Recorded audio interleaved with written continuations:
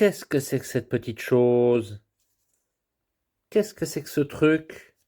Eh ben, ça, c'est le Mugen Knives Kirito.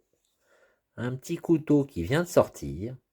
Et aujourd'hui, je vais te présenter quelques nouveautés et des couteaux qui sont à bon prix en ce moment. Allez, c'est parti.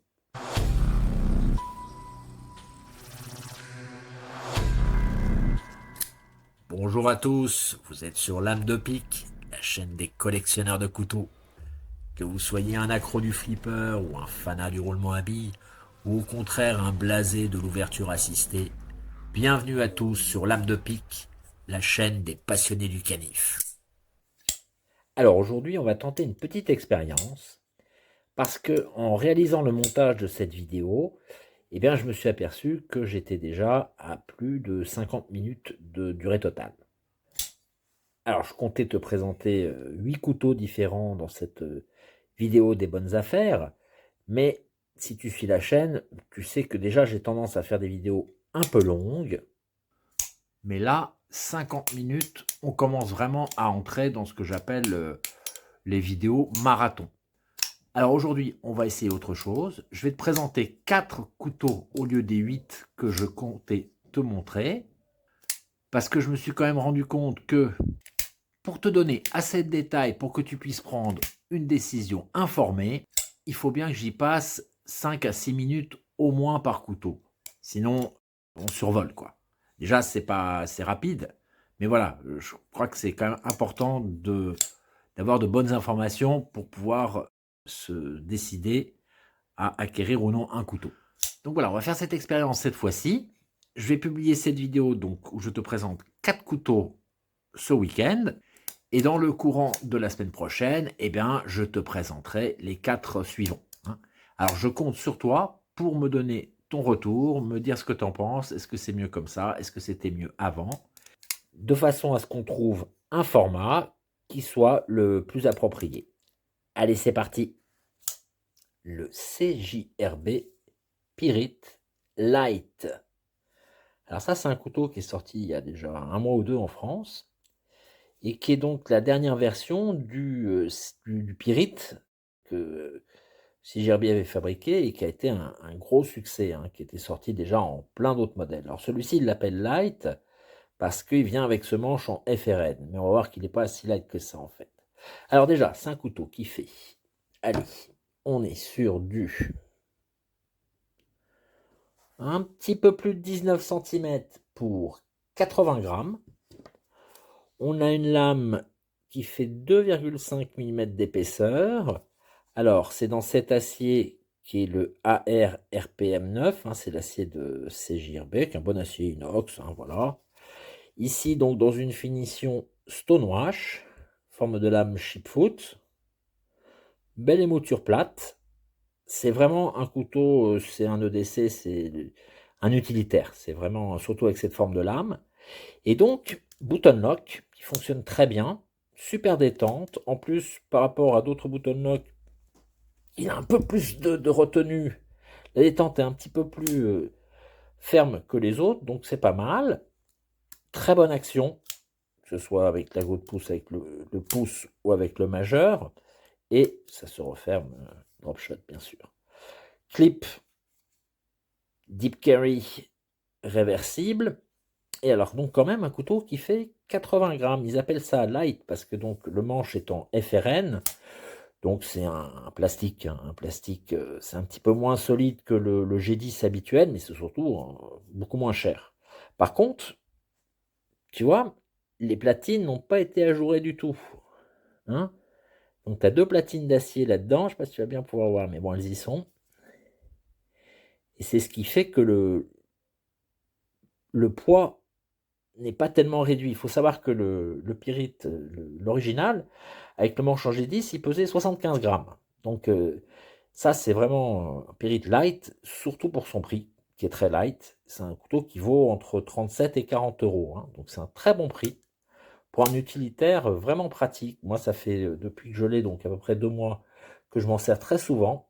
Et il n'y a rien à dire. C'est vraiment... de toute façon, c'était déjà un bon couteau. Moi, j'avais une autre version. J'avais la version donc avec une lame drop point qui était plus, voilà, EDC un peu plus polyvalent. Tu vois, tu peux manger avec, tu peux faire plusieurs choses avec ça. C'est quand même autre chose. Tandis mais ça, bon, ça, il pesait 105 grammes. Mais c'est normal parce qu'avec les plaquettes en titane, t'as les platines en acier, les plaquettes en titane. Voilà, ça commence à faire un petit peu de poids. Mais la version comme ça avec un manche en G10, 75 grammes.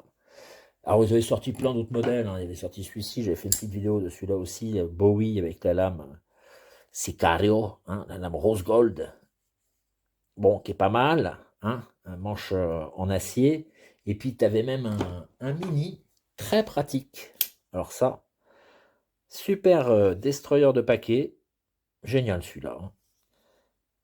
Mais ça, c'était pas donné par rapport à celui-ci qui est vraiment à un très bon prix. Donc, entre 37 et 40 euros, un bon couteau pour travailler, pour faire des, voilà, pour faire des choses sérieuses. Tu n'auras pas de surprise. C'est très bon modèle. Alors, il existe en trois autres couleurs, deux autres couleurs, hein. Manche vert olive, manche blanc cassé, et puis tu peux l'avoir avec la lame noire ou la lame comme ça en stonewash. Par ailleurs, ils ont sorti un pyrite large, donc qui est un peu plus grand, qui doit faire 21 cm et demi, et qui coûte un petit peu plus cher, qui coûte 47 euros, je crois. Alors là, c'est quand même 21 cm et demi, ça commence à être un grand bébé, quoi, hein. Alors en ce moment, de cette couleur-là, il n'y en a plus en stock, ni sur la Tourangelle, ni sur The Best Knife, mais ça va revenir. Je crois qu'il reste des blancs, avec manches blancs. Mais voilà, dans quelques semaines, tu en auras de nouveau. Donc ça, c'est un couteau qu'ils vont pas abandonner, hein, et dont ils vont refaire les stocks, c'est sûr et certain. Voilà, donc une bonne affaire, le CJRB Pyrite Light. Le Shieldon Viper. Regarde-moi cet engin, regarde-moi ce couteau. Alors le Viper, c'est fabriqué par donc Shieldon, c'est cette marque qui sort souvent des couteaux avec des designs assez originaux. Ils essaient de travailler avec des designers européens, de sortir des modèles un peu uniques. Alors déjà, ça c'est un grand garçon, hein. C'est un couteau qui fait. Allez, on est sur du 21 cm et demi pour 116 grammes. On a une lame de 3 millimètres. Voilà, donc c'est une lame qui a une belle émouture plate. Là, c'est 3 millimètres ici, mais là, c'est super fin en fait. Tu vois, ça se rétrécit jusqu'ici. Et là, c'est une lame, ça tranche, c'est incroyable, hein. Moi, j'ai préparé un peu de nourriture avec ça.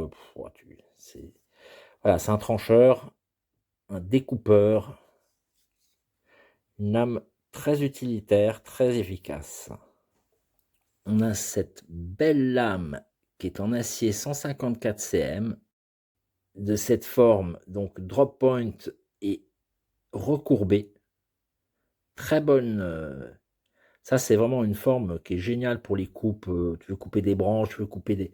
En fait, ça va capter la matière quand tu vas vouloir couper, et vraiment, ça va t'aider à faire de belles coupes et d'avoir beaucoup de puissance sur ce que tu essaies de trancher.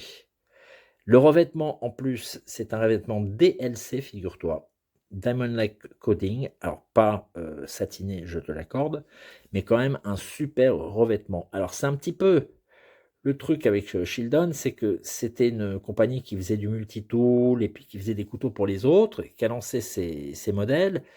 Et ils n'ont pas trop su se positionner au début. Donc, ils ont sorti des couteaux comme ça avec des aciers 154 cm, avec des finitions. Des revêtements coûteux. Donc au début, ils vendaient leurs couteaux assez cher. Donc en Amérique, ça a marché parce que c'est pas les mêmes taxes, c'est pas le même prix. En Europe, c'était distribué essentiellement sur The Best Knife et c'était des couteaux qui coûtaient pas loin de 80 balles. Donc ça s'est pas très bien vendu. Mais maintenant, ils ont vu leur prix à la baisse. Donc ça, maintenant, c'est un couteau que tu trouves pour 48 euros. 48 euros, c'est un très bon prix pour les qualités des matériaux qui sont utilisés là, hein. Et ils utilisent aussi des designers européens. Là, c'est un mec qui s'appelle Eric Garza, qui a fait des couteaux pour Kaiser aussi, et qui a pondu donc ce magnifique couteau avec cette lame vraiment Bah, moi, je l'ai acheté pour ça, en fait. J'étais dans ma période lame recourbée et j'ai pris celui-ci. J'ai pris un Kaiser aussi. Regarde-moi ça. Très très beau couteau, très beau bébé. Petit défaut, le clip qui est Deep Carry n'est pas réversible. Donc ça, c'est un petit problème. Sinon, c'est un liner lock, très bien engagé, facile d'accès, avec une ouverture au flipper qui marche très très bien, une bonne détente, hein. Et c'est quand même donc un grand couteau, 21 centimètres et demi, un couteau assez fin, tu vois. Plaquette en G10, tu n'as que cette couleur, hein. Il existe que dans ce modèle. C'est voilà, c'est le Vipère. C'est celui-ci, pas un autre. Et il est vraiment très original. Un très bon couteau utilitaire qui pourra même te servir en outdoors. Très bon pour la taille de bois, pour la coupe de gros cartons, de grosses, voilà, de choses un peu résistantes, parce que tu l'as, on a une très bonne prise en main. Tu vois la forme du manche là fait que vraiment c'est très ergonomique. On a une bonne prise et puis tu as même ici une encoche qui te permet de bien travailler un petit peu plus en avant ou en précision et d'avoir plus de contrôle sur le couteau.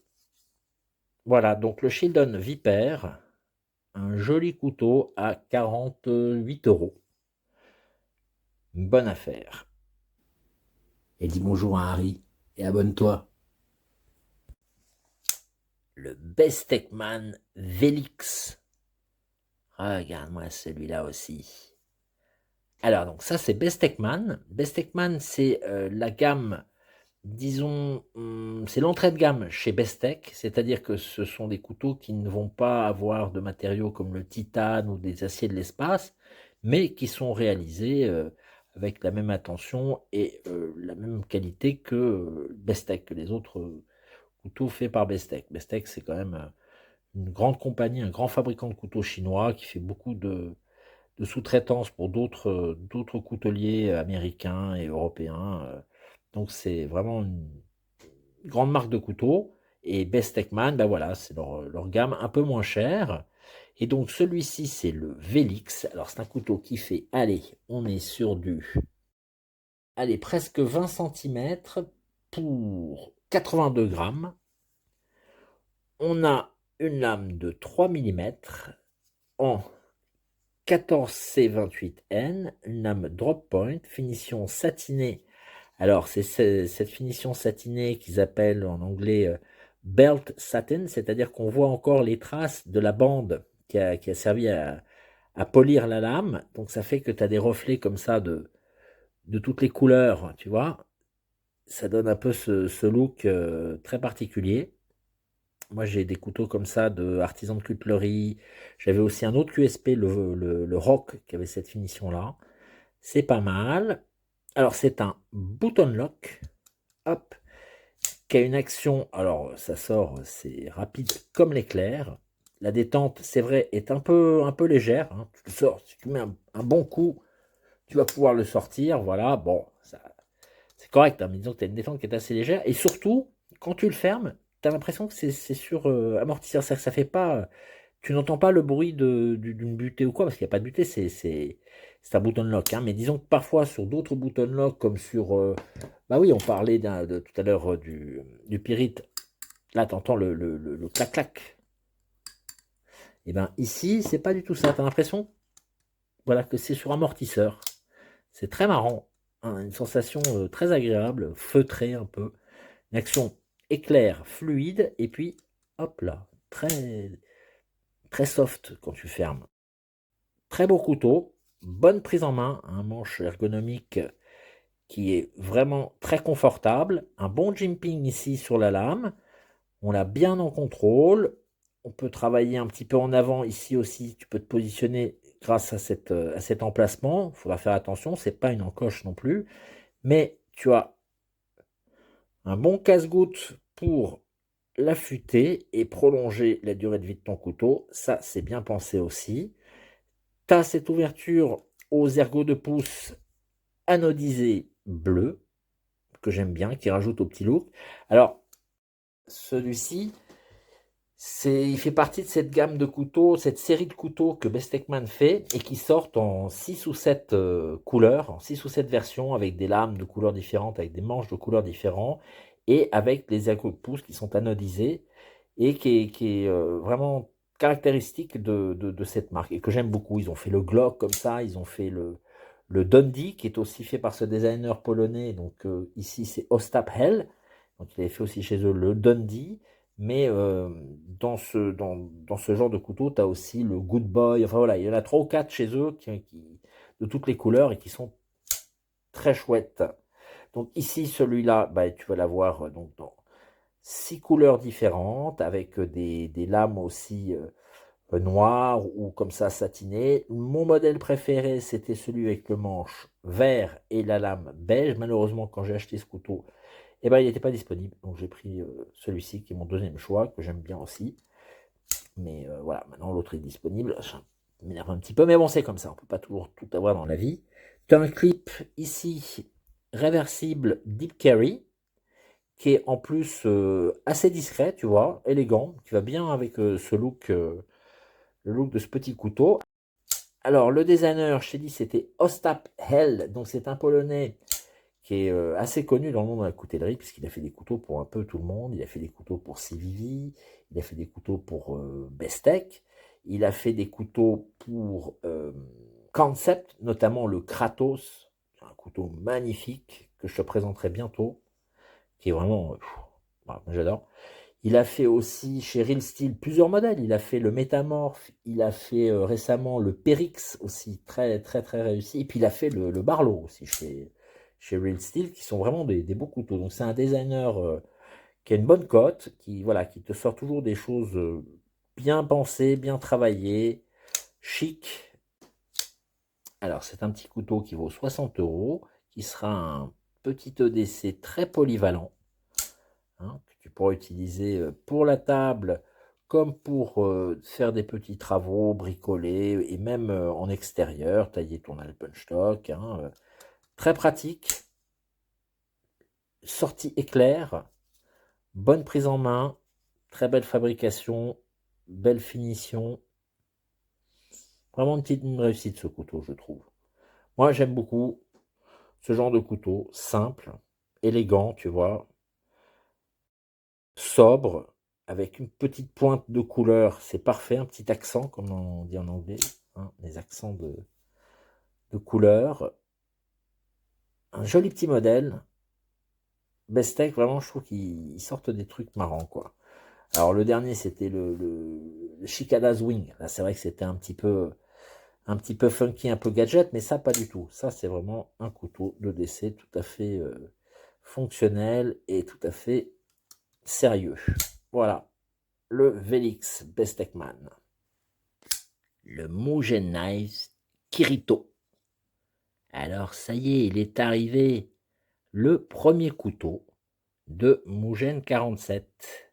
Alors Mugen 47, c'est ce collectionneur de couteaux français qui a une chaîne YouTube sur laquelle il présente des couteaux, alors beaucoup de couteaux chinois comme moi, et c'est un passionné, et ça fait plus d'un an qu'il travaille sur ce projet, c'est lui qui a dessiné ce couteau, qui l'a conçu, et qui l'a fait fabriquer par QSP en Chine, très bonne compagnie, très bon fabricant de couteaux, et qui nous sort donc ce premier flipper, ce premier liner lock. Alors, c'est un couteau qui fait, allez, on est sur du 18 cm pour 87 grammes.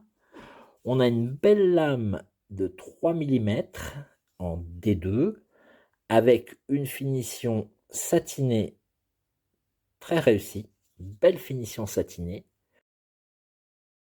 Une lame en drop point, très polyvalente, hein. Un joli petit canif, franchement. Hein. Alors, liner lock, un liner lock qui est engagé, on va dire, aller à 25-30%. Bon accès, bonne action. Alors, la détente, elle est géniale. Ça, c'est vraiment un couteau qui flippe. Il m'a dit qu'il avait revu plusieurs fois l'ouverture pour que ce soit justement un canif qui s'ouvre vraiment bien. Alors, on a des plaquettes en G10. C'est un modèle qui vient aussi avec des plaquettes noires en G10. Hein, donc, il y a deux versions. On a un bon petit jimping sur le dos de lame qui est très pratique, très correct. Hein. Bonne prise en main avec cette forme très neutre de manche. On est dessus à 4 doigts, bien en contrôle. C'est pas un couteau qui est trop fin, justement, hein, on est bien, sans être trop épais non plus. On a un clip qui est en deep carry réversible. Alors, il a pensé à mettre un petit cache ici. Le seul défaut, vraiment, que je trouve à ce couteau, c'est que voilà, il aurait fallu que ça vienne un petit peu plus loin. Bon, écoute, c'est son premier couteau. Voilà, ça c'est des petits détails qu'il va corriger au fur et à mesure. Mais c'est déjà très bien qu'il y ait ça. Franchement, moi, j'aime bien qu'on cache les trous de vis parce que sinon, je trouve que c'est pas très élégant. Alors, sinon, justement, sur la ligne, eh ben, regarde-moi ça. Moi, je trouve que c'est très réussi. Et surtout, quand il est fermé, regarde, il n'y a rien qui dépasse, à part évidemment le flipper. Mais tu vois, c'est vraiment un look slick. Hein. Alors, il me disait qu'il avait voulu faire un couteau passe-partout, un petit canif passe-partout. Moi, je dirais que c'est presque un petit gentleman folder même, hein. Bon petit couteau de décès que tu peux emporter facilement dans la poche, qui a un joli petit look. Et puis regarde, la forme du manche ici, eh ben, c'est impeccable pour bien tenir dans la paume pour déjeuner avec ou dîner avec, pour la table, quoi. Non, je trouve pour un premier canif, je trouve qu'il est très réussi. Alors, il appelait son premier couteau le Kirito, du nom d'un personnage d'un manga qui s'appelle The Sword Art Online, parce qu'il aime bien la culture japonaise et voilà, les mangas. Donc, c'est son petit nom. Dans la conception de ce couteau, il m'a dit qu'il s'était beaucoup influencé de CVV, Bestech, QSP, parce que voilà, il veut rester un petit peu sur ce segment de marché, de couteaux qui sont chic et pas cher, voilà, bien conçu, fabriqué avec des matériaux de très bonne facture, mais qui restent abordables pour toutes les bourses. Et franchement, on a une bonne action. Et moi, je l'aime bien, ce petit canif, hein. Je l'ai reçu il y a 3-4 jours et il me quitte plus.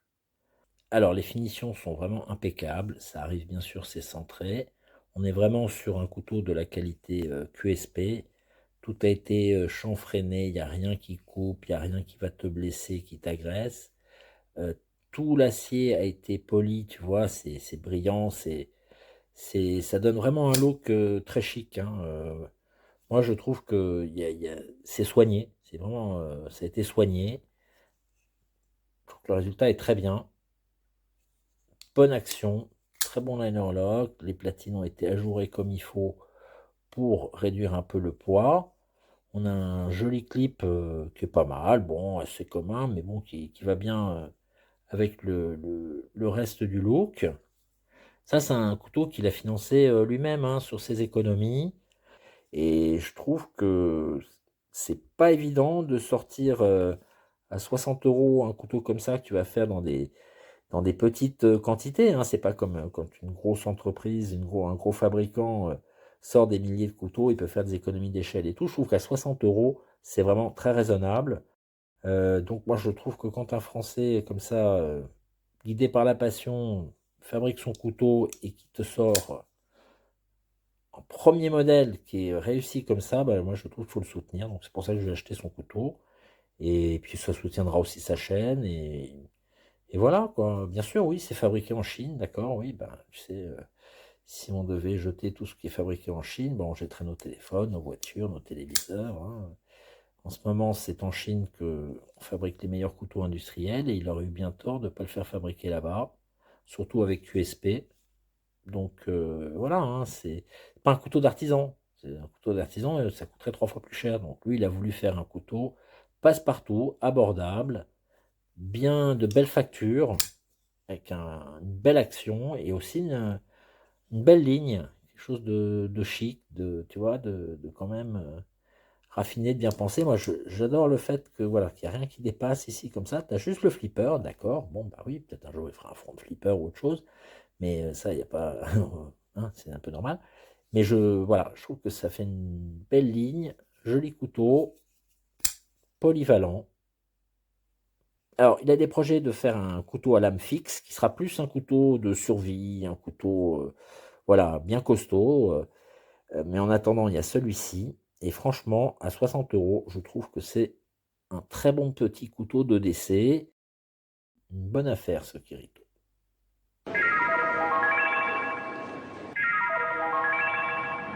Voilà, j'espère que ça t'a plu. Laisse un commentaire, like, abonne-toi et à très bientôt sur l'âme de pique.